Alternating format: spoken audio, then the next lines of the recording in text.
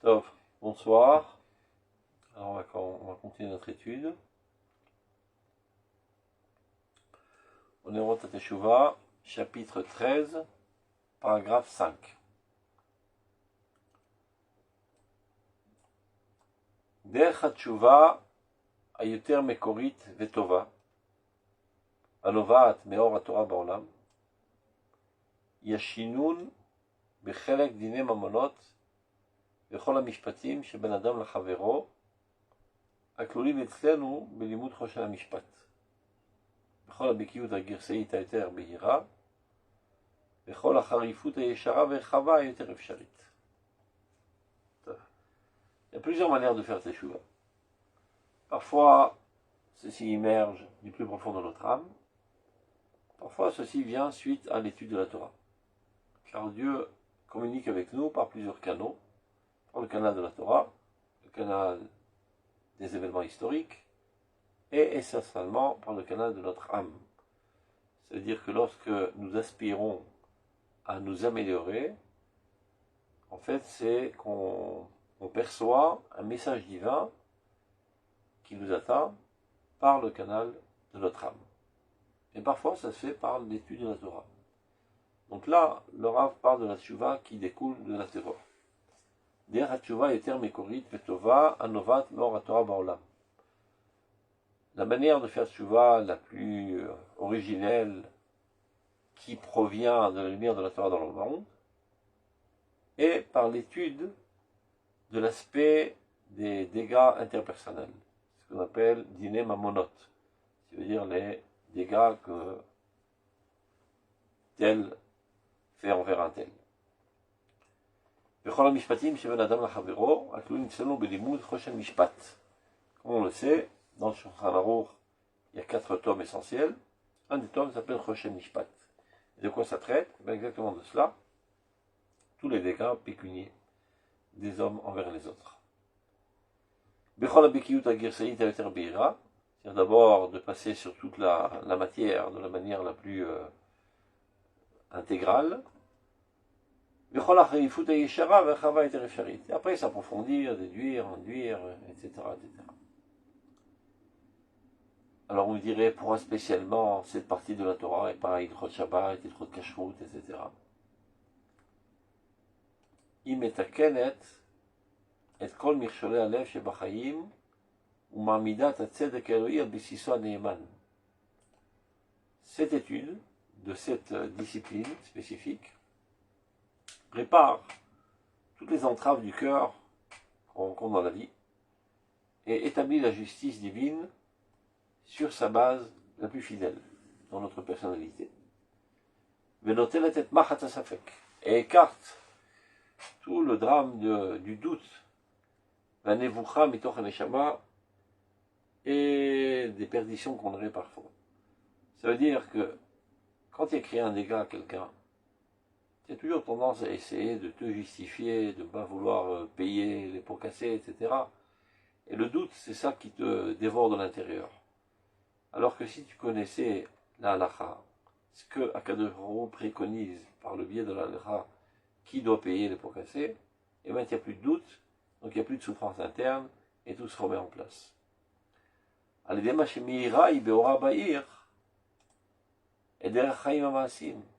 Cette discipline vient éclairer de manière la plus brillante, on va dire, le chemin de la vie concrète. Maintenant, on comprend de là que la sainteté la plus haute, c'est Dafka, celle qui apparaît dans les domaines sociaux. On ne peut plus penser que l'élévation individuelle dans la sainteté, dans l'impureté, dans l'application de Shabbat, Kashrut, Tfilin, etc., c'est ce qui le rapproche le plus de Dieu. Mais le chidouche est de dire exactement le contraire. Car le rôle du judaïsme n'est pas d'élever l'homme vers le ciel, mais exactement le contraire. De faire descendre le divin dans ce monde. Qu'est-ce que ça veut dire faire descendre le divin dans ce monde? Faire en sorte que ce monde-ci, dans la société humaine, soit géré à la lumière de la justice divine. Contrairement, en l'occurrence, du christianisme, qui pense qu'il n'y a rien à chercher dans ce monde, le monde, ce bas monde, comme il appelle, est le monde du Satan, et il est voué de toute façon à sa destruction, à l'Apocalypse. La seule chose que tu puisses faire, c'est sauver ton âme et l'élever vers les cieux. Mais nous, on dit exactement le contraire. Ce monde est voué à une réussite éclatante. Yemot HaMashiach, très intime. On parle d'un happy end, d'une fin extraordinaire. En fait, il n'y a pas de fin. C'est une éternité du monde. Il n'y a pas de destruction du monde. Arrête l'Olam Haba. Il va en s'améliorant de mieux en mieux. Et donc, l'objectif est de transformer Olam Hazé en Olam Haba. Ce monde-ci en un monde meilleur, le monde suivant. Très souvent, les gens traduisent mal le mot Olam Haba, et comme toute traduction qui est trahison, en le monde futur. Pour celui qui a quelques bases de grammaire et de conjugaison en hébreu, c'est très bien que Olam Haba, en aucun cas, ne veut dire le monde futur. Ça peut vouloir dire ou le monde qui est venu, le passé, ou bas, ou le monde qui est en train de venir, ou bas Arshav, le présent progressif, mais sûrement pas le futur.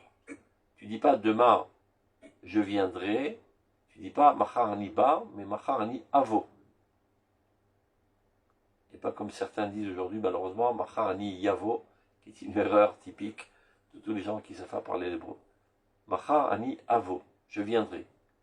Machar hu ba. Tu dis pas Machar hu ba, demain il vient, mais demain il viendra. Ou yavo. Donc haba, ça veut dire ou il est venu, ou bien il est en train de venir. Le monde qui vient, on peut dire, non? Qui est en train de venir. C'est le présent progressif. Mais c'est pas le futur.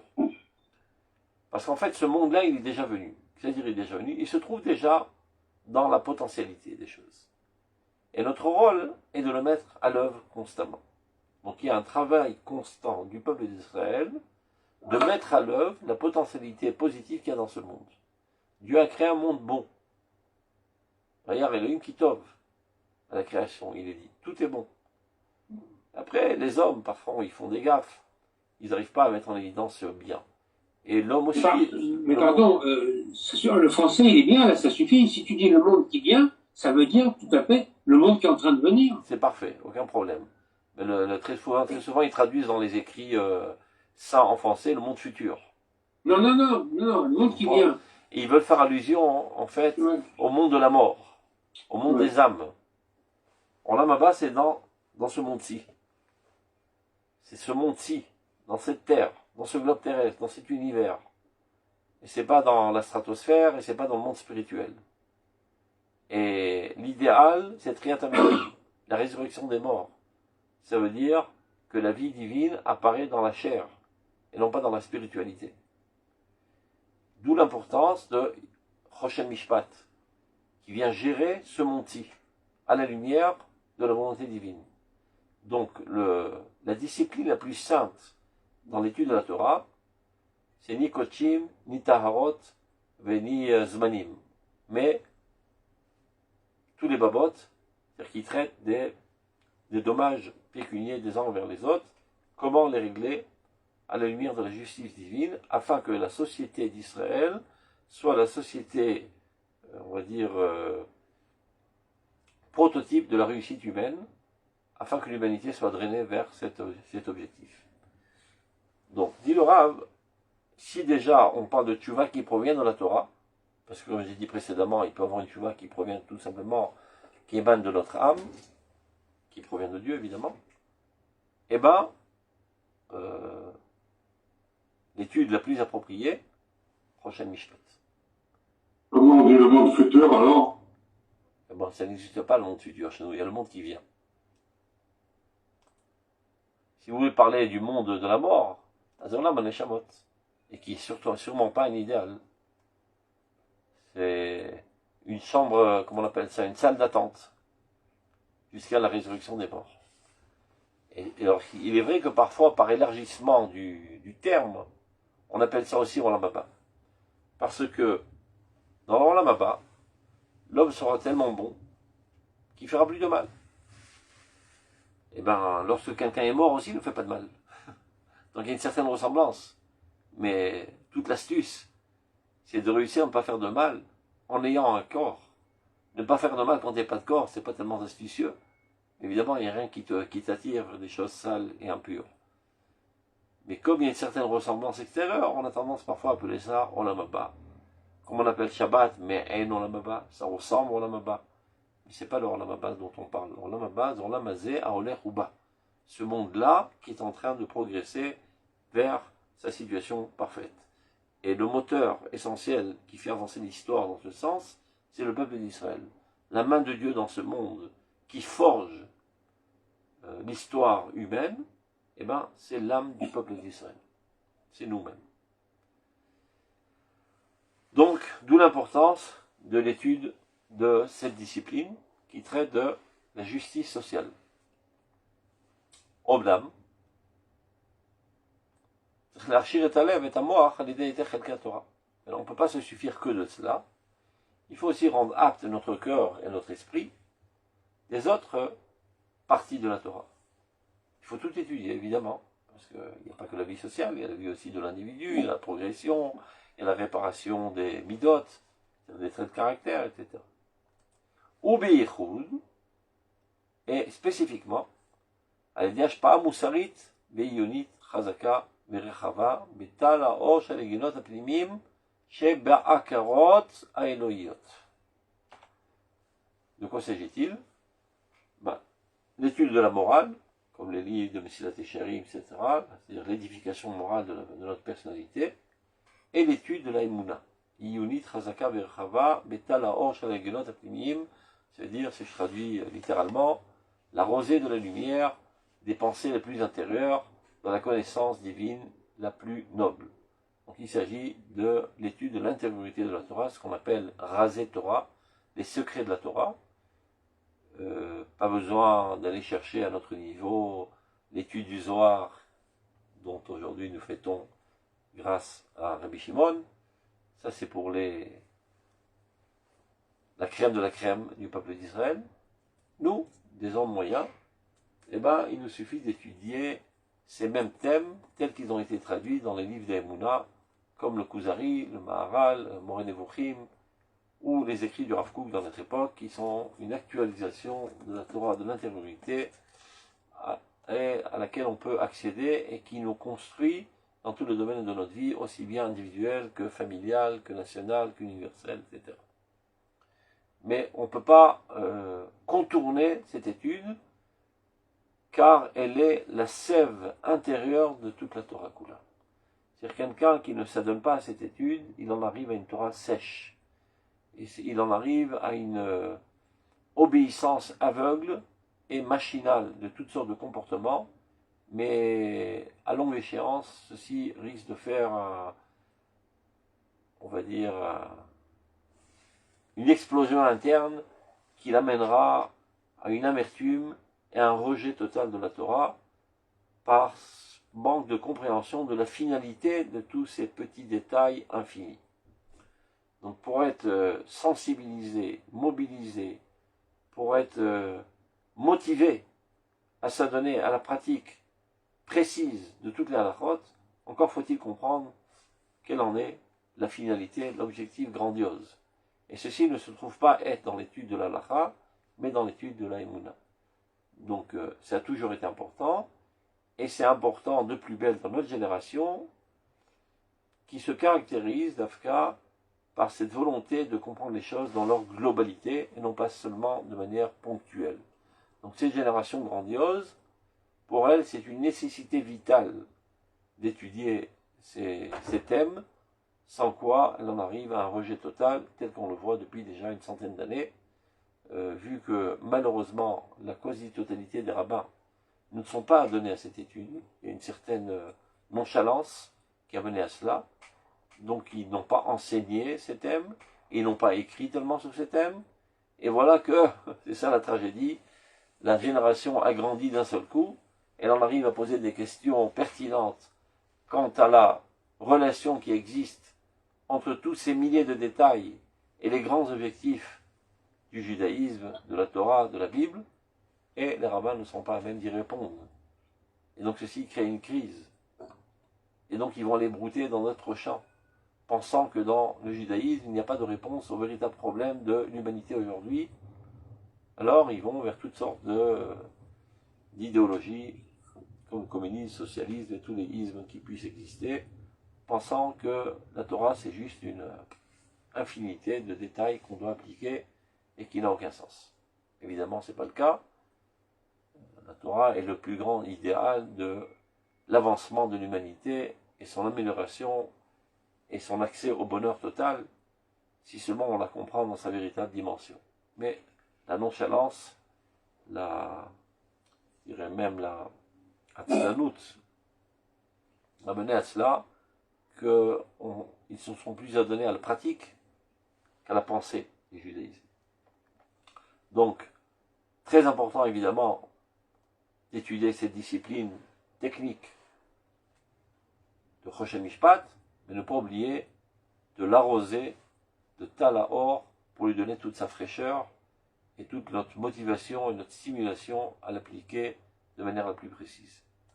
Kedé, c'est ce qu'il dit, Shetia Neshama Mursheret, afin que notre âme soit apte, Leidabek, de s'accoler Yafé, Batzedek Elohi, Shebechelek Amishpati Shel Torah Chaim, de s'accoler comme il le faut, dans la justice divine, dans cette partie de la Torah, qui est la partie, on va dire, juridique de la Torah de la vie. Vaz yavo la mixoazé, keshemen vatzmoter. Et alors, cette discipline, qui est l'étude de l'Emouna, pénétrera l'étude et la discipline de Choshen Mishpat comme de l'huile dans ses os, c'est-à-dire ça fait tourner la mécanique de manière facile, sans que ça grince. Les romemar le segava, afin de l'élever et de la rendre plus noble. Donc, Piska et il a une faute là, c'est pas c'est Vav. Une petite erreur, il va falloir réparer. C'est Zayin. Top, Vav. שהחפץ אל הצדק המוחלט התיאורי בצורתו האצילית מתגבר הרבה בנשמת האדם על ידי תואר נפשו במידות טובות ומעשים טובים ותשובה גמורה באהבה פורצת היא התשוקה העליונה הזאת ובוקעת את כל האווירים הרוחניים ודוחקת את עצמה עד למטה לארץ ודורשת בחוזקה את תפקידה להריץ בארץ משפט. Donc, ça revient à ce qu'on a étudié dans la pisca précédente. Lorsque le désir vers la justice absolue, la plus théorique, dans sa forme la plus noble, se renforce énormément dans l'âme de l'homme.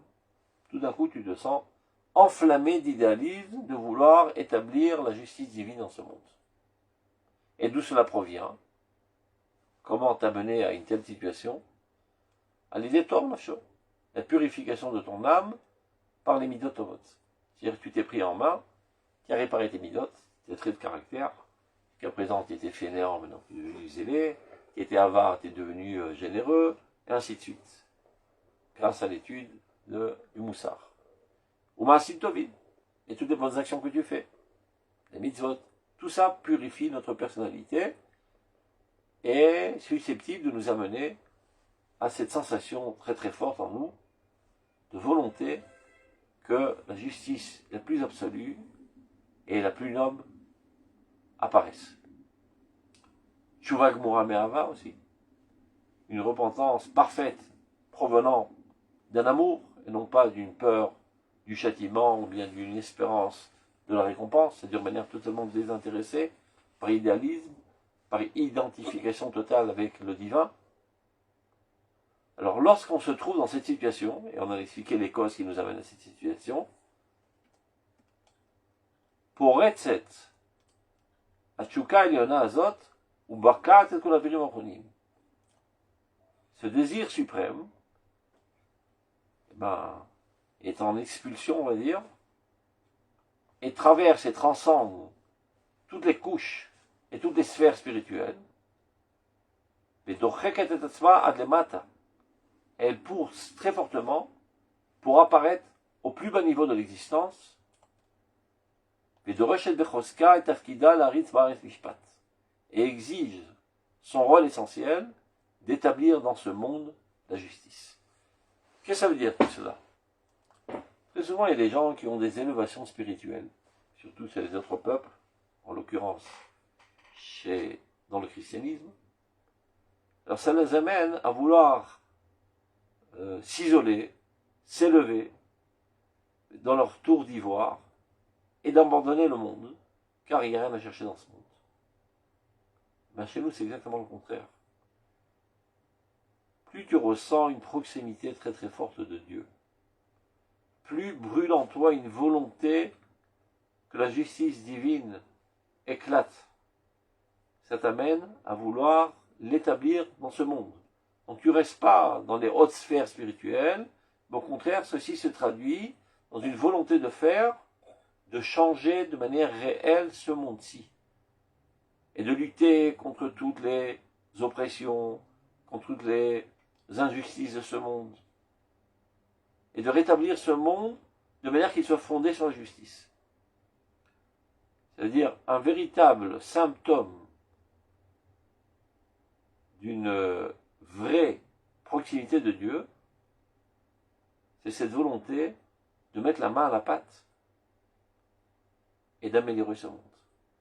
Et non pas penser que si je suis quelqu'un de saint et de pur, au contraire, je retire mes mains de ce monde et je m'adonne à la spiritualité la plus abstraite et la pureté la plus écartée de toutes les saletés de ce monde, telle que le conçoivent les chrétiens et telle que le conçoivent malheureusement pas mal de religieux parmi nous, qui pensent que se rapprocher de Dieu, ça veut dire s'écarter de la matérialité, s'écarter de la réalité, et à plus forte raison, s'écarter de la politique, de la société, etc., qui sont les sources de toute saleté. À tel point que le mot politique aujourd'hui est devenu un synonyme de saleté, de puanteur, de crapulerie, etc., etc. Alors que le mot politique, dans la définition, on va dire, première du terme, c'est la gestion de la nation. Et s'il s'agit de la nation d'Israël, Am HaKodesh, donc la gestion de Am HaKodesh, c'est Kadosh. De s'adonner à la politique dans le peuple d'Israël, c'est une démarche sainte, et non pas sombrer dans les saletés et les combines impures de ce monde tel que le conçoivent certains religieux. C'est exactement le contraire. Si tu es tellement empli de proximité divine, donc il y a une volonté brûlante en toi comme ce buisson ardent, que cette pureté et cette sainteté divine apparaissent dans le concret de la société israélienne. Et donc ça t'amène à vouloir réparer les choses dans ce monde de manière concrète, et non pas t'en écarter. Ou miser, partant de cela, נולדת חיבת חמימה מאוד לעיון ולשינון של עמקי ההלכות שבין אדם לחברו. Né en toi un amour chaud, très chaud, de t'adonner à une étude et à réviser aussi עמקי ההלכות שבין אדם לחברו. Toutes les halachot qui concernent les relations interpersonnelles de manière de savoir comment gérer la situation de manière fondée sur la justice, quand il y a des délits que toi tu aies fait, d'autres personnes aient fait, peu importe, pour savoir comment remettre en place les choses à la volonté divine. La Miksua Yoter Gadol Sheba Torah. Finalement, cette discipline qui est la plus haute dans toute la Torah, Shu Dinim Mamonot, c'est comme ça que ça s'appelle en hébreu, les dinim d'argent, alors que les gens pensent que l'argent c'est sale, il ne faut pas y toucher. Rien que vous sachiez, celui qui a inventé l'argent, c'est Yaakov Avinu. Yaakov Tiken Lahem Matber. Et si on parle déjà de Rabbi Shimon Bar Yochai, que nous fêtons ce soir, après qu'il soit sorti de sa grotte, et dans un premier temps, il n'a pas tellement apprécié de voir un juif agriculteur, et il a mal regardé et il en a fait un tas d'os, et donc il a été réprimandé par Dieu, lui disant, vous êtes sorti de votre grotte pour détruire mon monde. C'est la preuve que vous n'avez rien compris à la Torah. Retournez dans votre grotte. Allez réapprendre la Torah dans cette optique de construire le monde. Car moi, il est dit à mon propos, Mistakel Boraita Vebra Alma. Dieu regardait la Torah et construisait le monde. Donc la Torah, elle est générateur de ce monde, et non pas le facteur destructif de ce monde. Allez réétudier toute votre Torah dans cette optique. Donc, il a compris la leçon, il en est sorti, après 12 mois. Après, il demande, Yesh Mashul Etaken? Il y a quelque chose à réparer dans ce monde? Donc, ils ont proposé toutes choses de sorte. Et entre autres, Tikel Naem Adber. Lui aussi, il a instauré l'argent à l'époque. Donc l'argent, c'est pas quelque chose de sale, au contraire, ça améliore les relations entre les gens, parce que vivre avec le troc, c'est pas tellement sympa. Ça veut dire que si toi tu as envie d'un litre de lait, donc tu vas chez le voisin là, qui fait de l'élevage de vaches, et tu lui dis, tu peux me donner un litre de lait, en contrepartie, je suis prêt à te donner une poule. Il dit merci, j'ai pas envie de manger de poule aujourd'hui. Donc la possibilité qu'il y ait une adéquation des besoins, elle est presque infime. Donc ça complique énormément la vie. Depuis qu'on a inventé l'argent, la vie est très très très simple. Donc c'est une amélioration des relations interpersonnelles au niveau économique, etc. Donc dis les mamonot. Olech ou mitrachev. Alors, c'est cette personne-là qui est emplie d'enthousiasme, d'idéal divin, et bien chez lui, s'amplifie et s'intensifie cette volonté d'étudier Diné Mamonot. Ça s'épanouit en lui. Mitraded ou mitlaben, ça s'éclaircit de plus en plus. Évidemment, on ne fait pas seulement une seule discipline. Imo, ça renforce aussi toutes les disciplines des halachot dans le monde du concret. Dans la kashrut, dans le Shabbat, dans toutes les autres choses qui sont dans le monde du concret et pas seulement dans les sphères spirituelles. Et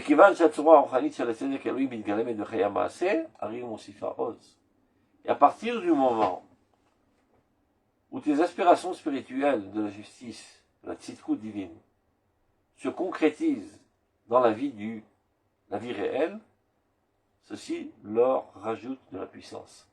Il faut savoir que chaque chose que tu arrives à exprimer dans la réalité, dans le concret, mis à part le fait que c'est une expression, ça renforce l'essence. C'est ce qui s'appelle dans le langage de la Kabbale, Or Yachar, Or Choser. Or Yachar, c'est de l'essence vers l'expression. Or Choser, de l'expression vers l'essence. Je donne un exemple. La racine donne naissance à des fleurs. Donc la fleur est l'expression de la racine. Mais après que ceci a donné des fleurs, ça renforce davantage la racine, qui donnera encore plus de fleurs, cette multiplicité de fleurs renforcera davantage la racine, qui donnera encore plus de fleurs. Et c'est un cercle infini qui va grandissant. Donc lorsque ta proximité divine est flamboyante, à tel point de t'amener à traduire ça dans le monde réel, concret, dans l'édification de la morale et de la justice dans ce monde-ci, ça renforce davantage ta soif de Dieu. Et ton âme se renforce davantage. Et tout son rayonnement spirituel va en s'éclaircissant dans un niveau bien bien plus suprême. Donc ça rejoint l'idée de la pisca précédente. Donc maintenant c'est un autre sujet. Pisca Zayin. כשאדם רוצה שכל חושיו וכוחותיו הפנימיים יתקדשו בבת אחת. Ça arrive. Tout d'un coup, l'homme a une volonté de faire que tous ses sens, toutes ses forces intérieures, tous ses comportements tous les aspects de sa personnalité se sanctifient d'un seul coup. Il y en a qui veulent Shalom Arshav, d'autres qui veulent Mashiach Arshav, pudding instant. C'est la maladie de la génération. La volonté que tout se fasse instantanément. Ils veulent conjugalité extraordinairement réussie de suite. Ils veulent éducation des enfants parfaite de suite. Donc, tout ça, c'est de l'enfantillage. Les hommes adultes savent très bien que les choses prennent du temps à se construire. Dieu a créé le monde en 10 paroles. Et il n'aurait pas pu le créer en une seule parole. Il aurait dit que soit un monde parfait. Et tout aurait été construit et créé d'un seul coup. Pour nous enseigner que dans ce monde, rien ne se fait de manière éclatante d'un seul coup. Il y a une progression constante, un effort constant. La théorie de Darwin nous enseigne qu'il y a une progression constante de l'existence. Et cette théorie, évidemment, est en adéquation totale avec la théorie de la Kabbale. Mais, que peut-on faire? Ça existe, il y a des gens qui se réveillent un bon matin, une moustique les a piqués, et ils ont une volonté brûlante, foudroyante, de tout réparer d'un seul coup.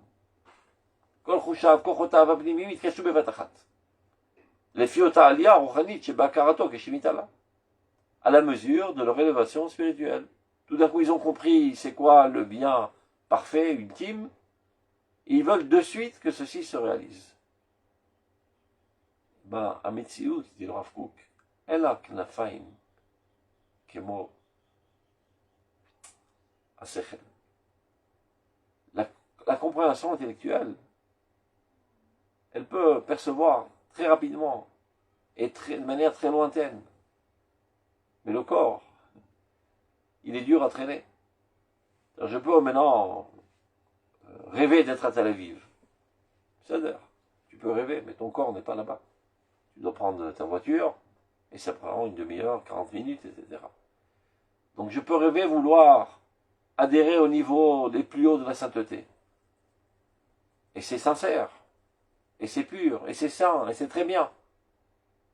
Mais sache que ceci ne se fera pas en un clin d'œil. Ça prend du temps, il y aura des crises, il y aura parfois des marches à reculons, etc., etc. Et il n'y a pas de choix, c'est comme ça que ça marche dans ce monde-ci. Donc le Rav maintenant commence à donner des directives précises, comment sortir de toutes sortes de situations psychologiques complexes. Donc, par exemple, celle-ci. Adam Rotse, l'homme veut, que tous ses sens, toutes ses volontés, toutes ses forces de caractère, etc., se sanctifient d'un seul coup à la mesure de son élévation spirituelle, c'est-à-dire de ce qu'il vient de comprendre, de percevoir quelle est la perfection. Vechen, et aussi de réparer, non pas seulement de faire ce qu'il doit faire, de réparer tous ses défauts. Mais ça fait 50 ans qu'il y a un radin. Tu crois qu'en un clin d'œil, tu vas devenir généreux? Chaque fois que tu mets la main dans la poche, tu es au bord du suicide. En un clin d'œil, tu vas devenir généreux. Ça fait 50 ans que tu es un fainéant. En un clin d'œil, tu vas devenir quelqu'un de zélé, etc. Ça prend du temps. Les choses prennent du temps. Patience. Tu es en bonne route, mais patience. Il va arriver une perfection absolue. Quelqu'un qui a une telle volonté, je dirais même utopique, eh ben, perd tout équilibre. Il ne pourra même pas renforcer sa volonté pour continuer d'avancer dans le chemin de la perfection. C'est-à-dire vouloir accéder à l'objectif d'un seul coup, non seulement c'est irréalisable, mais en plus, ça t'affaiblit davantage et ça risque de te faire chuter encore plus bas que ce que tu étais jusqu'à présent, parce que tu vas être frustré de n'avoir réussi dans tes projets. Tu t'es fixé un projet irréalisable, et après tu t'étonnes pourquoi tu n'arrives pas à le réaliser, et tu es déçu de toi-même, et donc tu en ressors frustré, et donc tu es nerveux, et parfois, ne pouvant t'énerver contre toi-même parce que ça fait mal de rentrer la tête dans le mur, tu t'énerves contre ton entourage. Et essentiellement, les gens qui sont un peu plus faibles que toi ou sous ta domination, comme parfois malheureusement ta femme, tes enfants, tes employés, etc. Donc, change d'objectif, change de cap. Continue de vouloir très fortement, ça c'est bien, mais sache que les choses prennent du temps.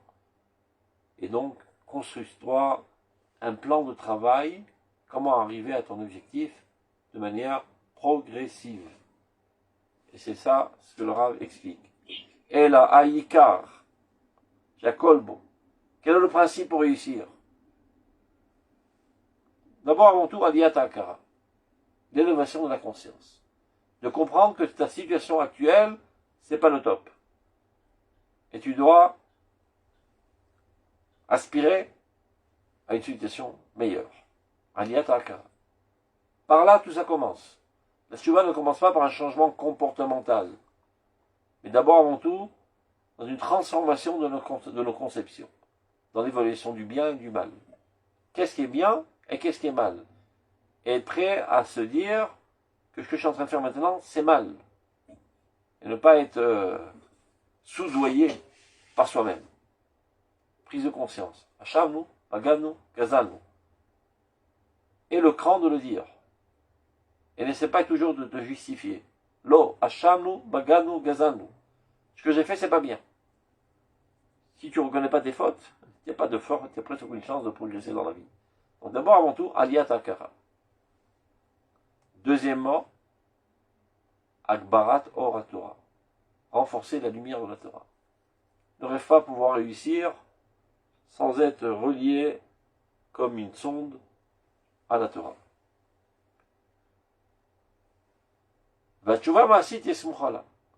Et ce n'est qu'après cela que la Teshuvah, au niveau de la réalisation concrète, vient se lier.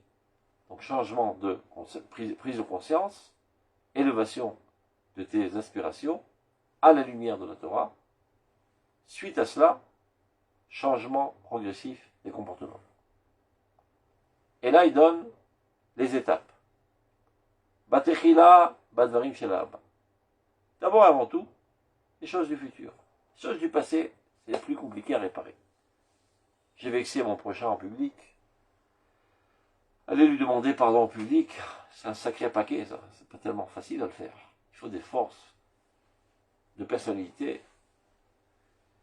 Et si je m'entête à vouloir commencer par cela, je risque de me désespérer par avance et de tout laisser tomber.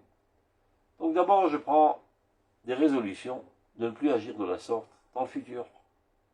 Faire attention de ne vexer personne, de ne voler personne, de ne porter atteinte à personne. Ce qui a été fait, je m'en occuperai plus tard, mais d'abord et avant tout, le futur, il est encore tout propre. Il n'a pas été sali, il est encore tout à fait propre. Eh ben, laisse-le dans sa propreté.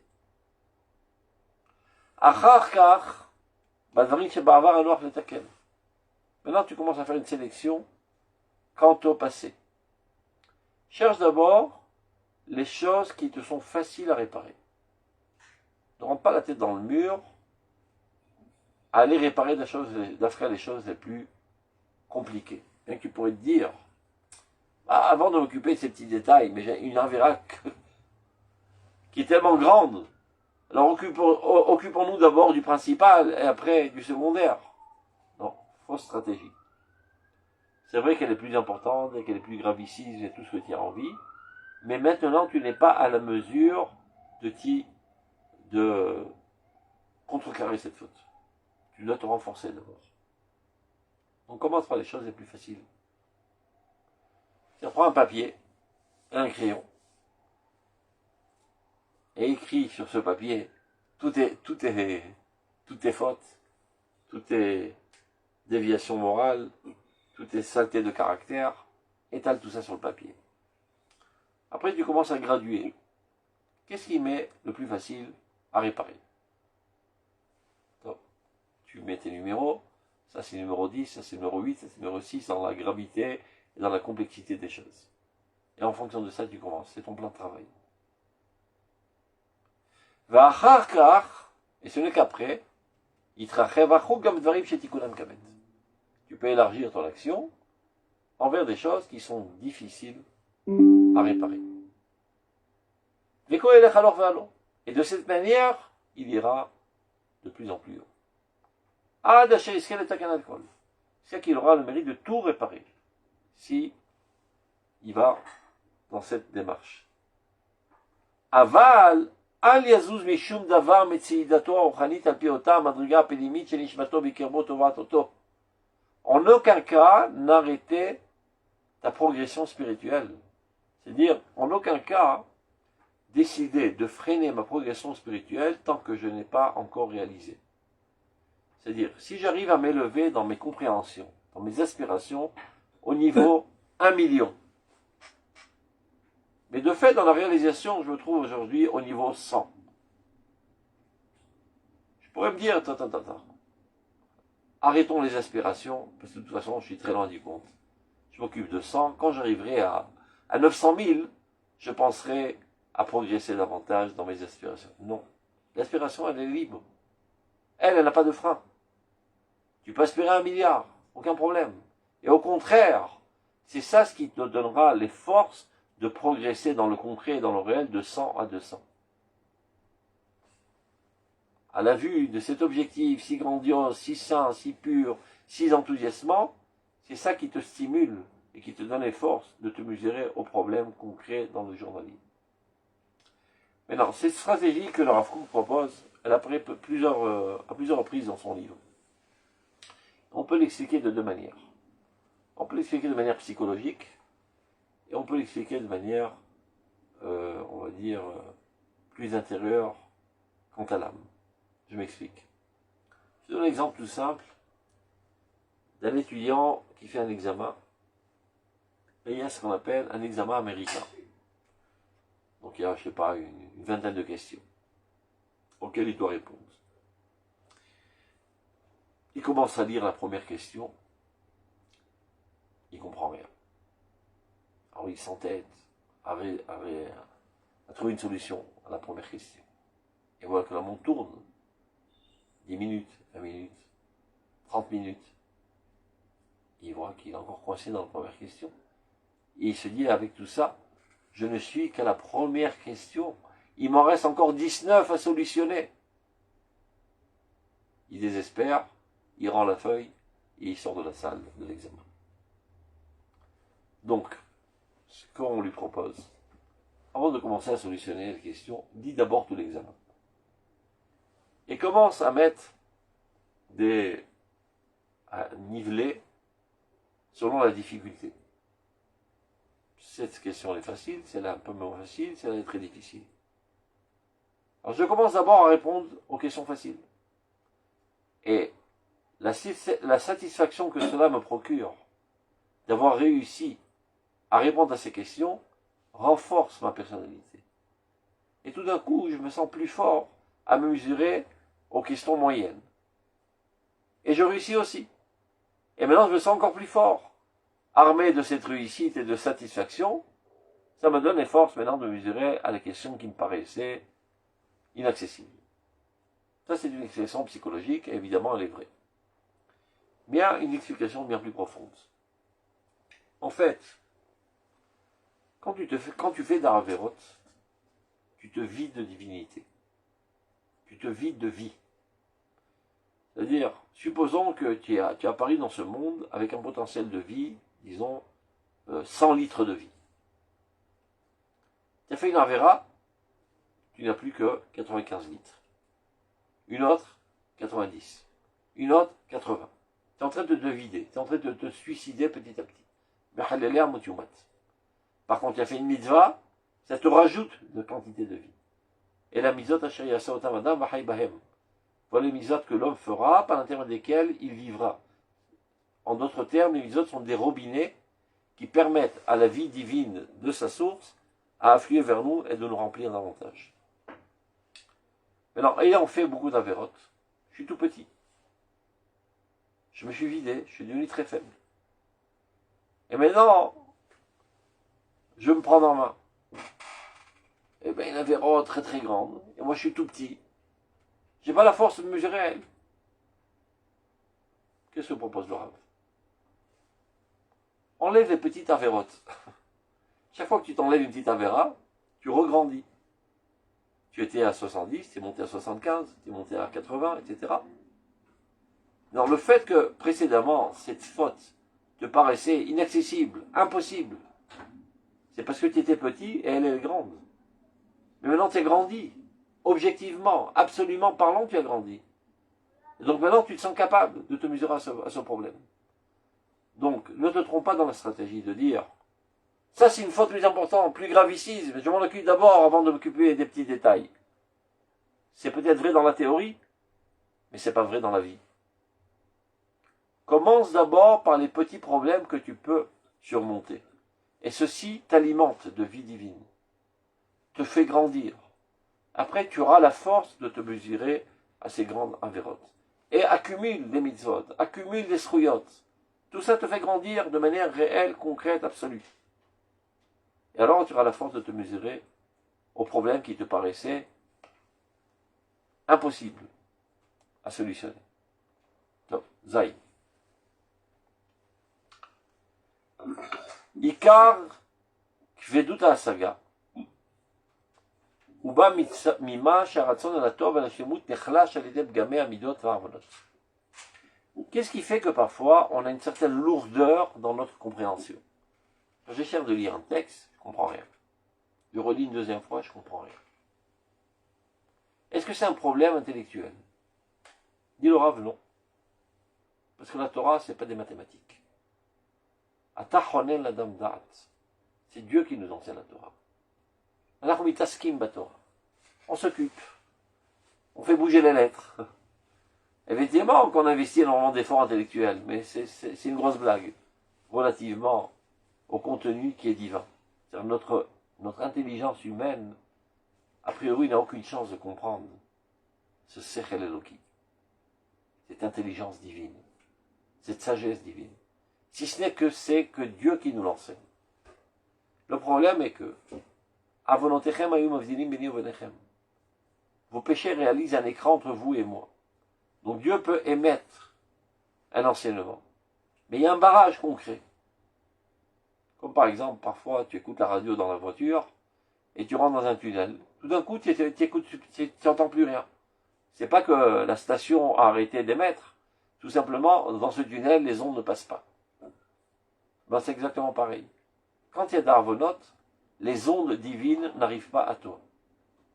Et c'est ce qui fait que tu n'arrives pas à capter le message divin, et c'est ce qui fait que tu ne comprends pas lorsque tu étudies la Torah. Donc, le problème essentiel dans la lourdeur de compréhension, parfois c'est un problème technique tout simplement. Tu n'as pas une tête bien faite, tu n'as pas étudié les maths, donc ta tête ne réfléchit pas comme il faut exactement, donc tu ne comprends pas tout simplement. Mais des fois, c'est quelqu'un qui comprend très bien, qui est quelqu'un d'intellectuel, rationnel, qui peut comprendre très bien une équation mathématique. On lui donne une page de Gemara, ou bien un livre de Emouna, et il n'arrive pas à comprendre de quoi il s'agit. Le problème essentiel dans la lourdeur de compréhension, c'est du coup du fait que ta volonté du bien. Il y a un problème avec ton micro là. Je n'y peux rien. J'espère que ça va revenir. Ça ne dépend pas de moi. Vous entendez maintenant? Voilà, c'est bon. Ça dépend. De temps en temps, il y a un arrêt dans l'Internet. Donc ça provient du fait que ta volonté du bien et de la perfection s'est affaiblie. Et pourquoi elle s'est affaiblie? À l'aider Bgamé Amidot Vavonot. À cause des défauts qu'entraînent les mauvaises midot et la vonot dans ta personnalité. Ça veut dire qu'il faut savoir que chaque fois que tu fais une avéra, mis à part le fait que ponctuellement tu as transgressé la volonté divine, ça affaiblit ta volonté du bien. Supposons que tu avais une température Celsius d'amour du bien qui se situait à 100. Tu as fait une Avera, ça s'est refroidi à 90. Tu as fait une Avera, 80. Chaque fois que tu fais une Avera, ça fait boule de neige. Ça affaiblit en toi la volonté du bien et de la sainteté et de la pureté. Donc c'est un double effet nocif. D'abord, tu allais à l'encontre de la volonté divine, tu as porté atteinte à ton âme, et ceci affaiblit en toi la volonté du bien. Donc il y a moins envie de faire le bien. Des fois on se demande, ce jeune garçon qui était tout mignon, qui allait à la synagogue, et qui mettait les filines, etc., un beau jour, je ne veux pas mettre les filines. Mais qu'est-ce qui lui arrive? Il n'a plus envie. Mais pourquoi il n'a plus envie? Parce qu'il a fait pas mal d'arvonotes qui ont attiédi, rendu plus tiède son amour de Dieu et son amour de réaliser la volonté de Dieu. Ou Béhémet, Ayaraoui Gramnitarnot.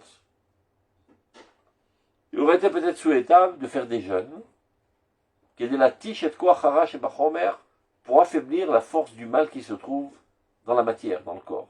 Parce que ce qui nous amène à faire toutes sortes de saletés, ce sont la plupart du temps les envies charnelles. Amoné Ataratson Menarot Vivalotav, qui lui, c'est la matière qui est en nous, empêche la volonté de s'élever au plus haut degré. Aval Sachlishkol, il faut savoir s'auto-évaluer.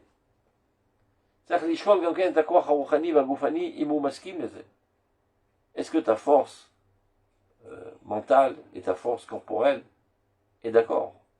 C'est-à-dire des fois, en jeûnant, ben, tu n'es pas fonctionnel, tu affaiblis, tu ne peux plus agir, pas seulement du point de vue concret, matériel, même spirituel.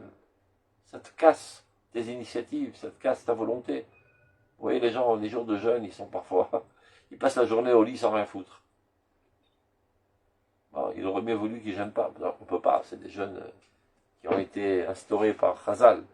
Mais toi, donc, ne t'en rajoute pas. Cette génération, depuis déjà une centaine d'années, est une génération faible, aussi bien corporellement que mentalement. Les gens, à l'époque, étaient bien plus rudes. Ils étaient capables de rester des jours entiers sans manger, sans dormir, etc., et de rester fonctionnels, et sans avoir le moral raplapla.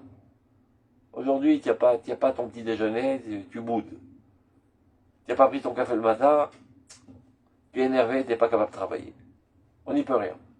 Donc le Rav, il dit, toutes ces directives qu'on trouve dans les livres saints, pour une telle avéra, fait tant et tant de jeûnes, etc., ce n'est plus actuel aujourd'hui.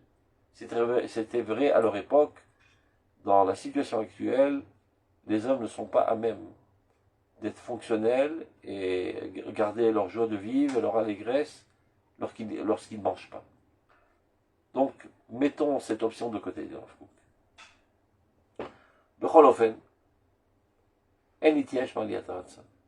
Surtout ne pas désespérer de l'élévation de ta volonté. Bien qu'il reste en toi pas mal de défauts, chez l'Onitkenu, que tu n'as pas réussi pour l'instant encore à réparer, ben memidot, soit au niveau des vertus, ben measim, au niveau des actions, c'est-à-dire si tu veux vraiment t'améliorer et que tu ne désespères pas, et en plus que tu agis selon ce que le Rav a préconisé dans la pisca précédente, de graduer tes efforts en fonction de tes possibilités, tu peux espérer à la montée divine qui viendra t'aider du plus haut possible. Car Dieu est bon et droit et montre le chemin des pécheurs, comment se sortir de tous les galères dans lesquelles ils se sont embourbés. Top, on va arrêter là aujourd'hui. Je vais faire une mincha. Portez-vous bien. Shabbat shalom. Shabbat shalom, Shalom, shalom. Merci. Kol tov, shalom, shalom. Shalom, Koa.